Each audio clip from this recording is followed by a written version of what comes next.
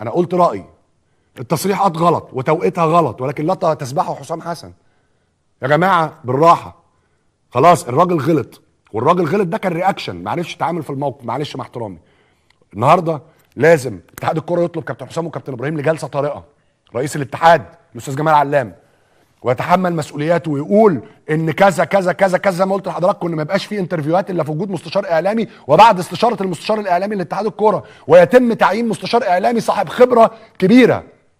والاهم من كده ان اتحاد الكره لازم يحل مشكله الاهلي. يا اما يقول لكابتن حسام مفيش لعيبه هتجيلك بدري في اجنده، وده قولا نهائيا، وما يبقاش فيه خوف ان انا مين هيشيلني واصل فلان هيشيلني وبتاع. القصه مش قصه تشيلني واشيلك، القصه قصه الامور بتدار ازاي وتدار ازاي صح.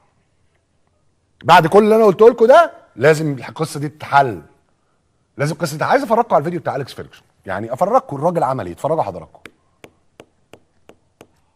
Mostrando mucha voluntad de mejorar en ese aspecto. Yo creo que son jugadores muy importantes y muy buenos para nosotros. Sí, Robert, we are friends from Ecuador. What do you say for the fans? Se dedicó mucho a la recuperación y ha vuelto y ha añadido una frescura, ha renovado el equipo, el grupo. Tiene la capacidad de atacar y regatear y nos da mucha concentración, sobre todo al ataque. Sir Ferguson, what was the key? شايفين؟ والله انا مش محضرين الكلام ده، بس انا الفيديو ده فاكره كويس جدا، بيوريك الناس بتشتغل ازاي. عارفين قال لها ايه؟ قال لها مين ده الراجل ده اللي سأل السؤال ده مين؟ قالت له ده فلان الفلاني بيشتغل في الصحيفه الفلانيه. قال لها هو جاي يوم الجمعه؟ يوم الجمعه ده يوم البريس كونفرنس، كان عندهم ماتش جامد يوم في الويكند. قالت له طبيعي. قال لها بنهم يعني منعيه، يعني منعيه من ان هو يجي يوم الجمعه. محدش يقول لي الحريه والصحافه بتاع، انت مع احترامي الصحفيين كلهم اخواتي وحبايبي وكل حاجه، لكن الشغل شغل، في نظام، هو ده اللي بيريح الناس كلها. وانا الحمد لله وانا مدرب الزمالك وانا عيل صغير عندي 30 سنه كنت بعمل بريس كونفرنس كل اسبوع قبل كل ماتش في النادي، وعملت قاعه مؤتمرات في النادي احتراما للصحفيين والناس اللي بتغطي نادي الزمالك. حقهم عليا ان هم يسمعوا كلامي قبل المباراه ويسمعوا كلام اللعيب اللي يختاروه. وممكن يكون عندكم على فكره صور للواقع. اول واحد في مصر، اول مدرب يشتغل بهذا النظام هو انا اللي اشتغلت بالنظام ده تقديرا للصحفيين وعمل الاعلاميين. لان الصحفي ده راجل بيشتغل، وراجل كذا لازم تديله حقه. لكن اديله حقه ازاي؟ اديله حقه بالاصول، اصول الشغل، اصول الشغل. مره تانية يا جماعه لو سمحتوا، احنا في توقيت صعب، وانا بطالب مطالبه ما اعتقدش ان هي صعبه قوي يعني. حسام حسن غلط في تصريحاته امبارح، لكن ما تذبحوش، لازم كلنا نقف جنبه. وانا اول واحد داعم لكابتن حسام وكابتن ابراهيم في الوقت اللي جاي ده المهم جدا.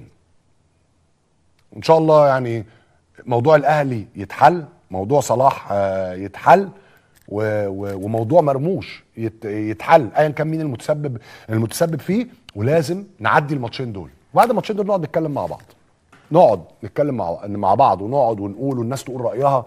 لكن في وقت تاني انا بقول لكم، كان الناس دلوقتي بتقول ما حدش يجيب سيره فلان عشان الزمالك عنده ماتش مهم. طب ده المنتخب عنده ماتش مهم. هل الزمالك والاهلي اهم من المنتخب؟ لا، المنتخب ده اهم حاجه. والناس اللي بتحاول تغير القواعد دي مش هتعرفوا. هيجي الزمن اللي مش تعرفوا فيه تعملوا حاجه ان شاء الله. الزمن ده انا يعني قاري ان هو جاي باذن الله، عندي تفاؤل كبير ان هو جاي قريب. حلاوتك يا حلاوتك يا طعمتك كابتن رضا عبد العال، بحبه لله في الله كده. انا بحب الراجل ده، بحبه قوي قوي قوي. خف شويه على كابتن حسام حسن اللي انا ضده واللي انا ما بحبوش اصلا. حلو كده، بس خف شويه. الحقد باين والله بجد. انت بتتكلم في الصح، انت مظبوط، انت بص راجل تمام سليم، لكن باينه كده سنه مش حلوه، راجل غلط والله العظيم غلط. كلنا معترفين ان هو غلط. فكك منه بقى خلاص. انت قلت كلمتين عنه ان هو غلطان وان هو ظبطته، انت روقته. مسيت عليه احلى مسا يا باشا. فخلاص بقى نقلب بقى ونغير بقى الموضوع بقى، خلاص مش هيفضل موضوع حسام حسن ده اللي بقى فوقنا يا كابتن رضا، ولا انت شايف ايه؟ نشيله نمشيه، يمكن ترتاح، نمشيه ولا ايه؟ ما خلاص بقى كفايه بقى، غلط كلنا بنغلط يا جدعان، يعني كلها بتغلط. فكابتن حسام غلط والله العظيم غلط، هو نفسه انا عارف ان هو نفسه معترف ان هو غلطان. فخلاص بقى ايه في ايه؟